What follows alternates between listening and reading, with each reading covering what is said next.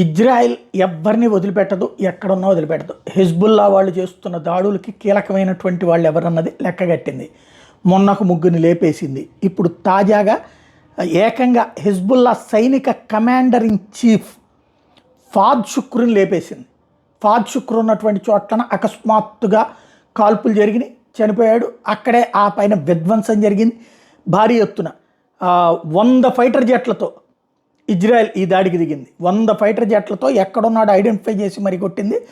లెబనాన్లోని ఉగ్ర స్థావరాలని కూల్చేసింది, రాకెట్లను కూడా నేల కూల్చేసింది, రాకెట్ స్థావరాలను కూల్చేసింది. దీంతో ఆగ్రహించినటువంటి హెజ్బుల్లాకి సంబంధించినటువంటి మిగతా వాళ్ళు ఎవరైతే ఉన్నారో వాళ్ళు ఇజ్రాయెల్ మీద రాకెట్ దాడులు చేశారు. 320 రాకెట్లు వాడాం అన్నటువంటిది ప్రకటించారు.